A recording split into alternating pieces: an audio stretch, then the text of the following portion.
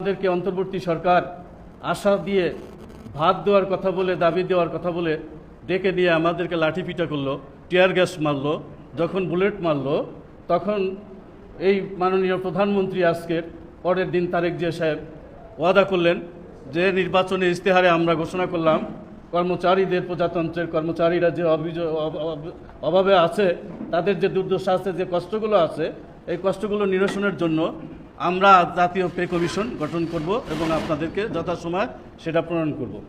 আমরা আশা করি মাননীয় প্রধানমন্ত্রী যে কাজগুলো করছেন এই কাজগুলির জন্য ধন্যবাদ জানাই। তো আমরা পে কমিশনের কথাটি সবাই বলি, কিন্তু পে কমিশনের সাথে আমাদের যে দাবিনামাটা, সেই দাবিনামায় অনেক কিছু আছে। আমাদের পে কমিশনের সাথে আছে প্রত্যেকটি সরকারি প্রতিষ্ঠানের 17 থেকে 20 গ্রেড কর্মচারীদেরকে আউটসোর্সিংয়ে নিয়ে সমস্ত 4th শ্রেণী কর্মচারী পদগুলি বিলুপ্ত করার চেষ্টা করা হচ্ছে। দাস প্রথার মতো প্রত্যেকটি সরকারি প্রতিষ্ঠান চালানো হচ্ছে। এটা অবিলম্বে মাননীয় প্রধানমন্ত্রীকে অনুরোধ করব আজকে সবাই থেকে এটা বাতিল করার জন্য।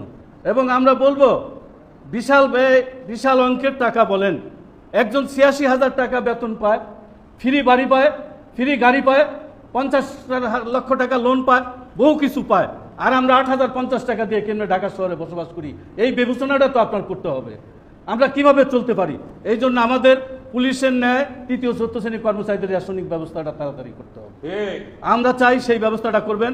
আর একটি জিনিস, যেই 17 থেকে 20 গ্রেড কর্মচারীদেরকে পোশাক দেয় সারা বাংলাদেশে, সেই পোশাকটা টেন্ডারের মাধ্যমে দেয়, কন্ট্রাক্টরের মাধ্যমে দেয়, কিন্তু এই পোশাকটা যদি বেতনের সাথে দিয়ে দেয় তাহলে কর্মচারীরা অনেক লাভবান হবে এবং ভালো পোশাক পরিচ্ছন্ন করতে পারবে, পরিবেশ করতে পারবে। আপনারা জানেন আমাদের উপরে যে জুলুম অত্যাচার হয়েছে, বিগত সরকার করেছে।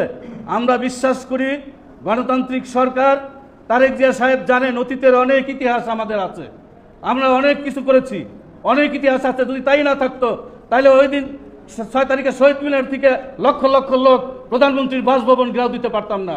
সেই ক্ষমতাটা আমাদের আছে বিদায় আমরা আমাদের পেটের ক্ষুধা, জ্বালার যন্ত্রণায় আমরা সেদিন বাধ্য হয়েছিলাম প্রধানমন্ত্রীর বাসভবন ঘেরাও দিতে।